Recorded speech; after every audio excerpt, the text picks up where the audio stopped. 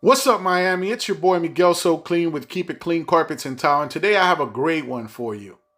An epoxy floor left opaque and unfinished by another company who, believe it or not, bailed after not getting the results that the customer wanted.